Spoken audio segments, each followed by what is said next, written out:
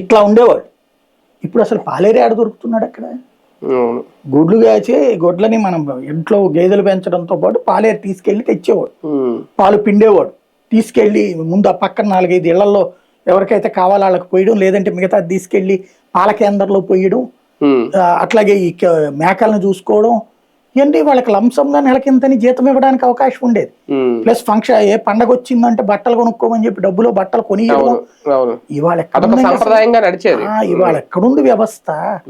ఇవన్నీ లేనప్పుడు గ్రామీణ ప్రాంతం ఓ రకంగా దుఃఖదాయిని. గ్రామీణ ప్రాంతం దుఃఖదాయిని ఓ రకంగా చెప్పాలంటే పరోక్ష వృద్ధాశ్రమాలుగా నడుస్తున్నాయి. అంటే బిడ్డలందరినీ వీళ్ళు రాత్రి పగలు సాకి పట్టణాలకి పంపించేసి వీళ్ళు కేవలం ఆ పల్లెటూళ్లలో ఆ ఊరు గాలి వదలలేక, పట్టణాలలో బ్రతకలేక, 1, 2 పట్టణాలలో ఈ తల్లిదండ్రులు భరించడం ఇష్టం లేని కోడల్లో కొడుకులో వదిలేస్తున్న కాన్సెప్ట్ వలన మిగిలిపోయినటువంటి వాళ్ళు ఇక్కడ. భవిష్యత్తులో ప్రతి గ్రామంలో ఒక పెద్ద వృద్ధాశ్రమం వస్తుందేమో. అంతే.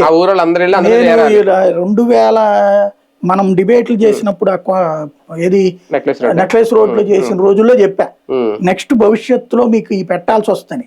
చంద్రబాబు నాయుడు 2014-19 మధ్యలో చాలా చోట్ల ఇట్లాంటివి పెట్టించారు.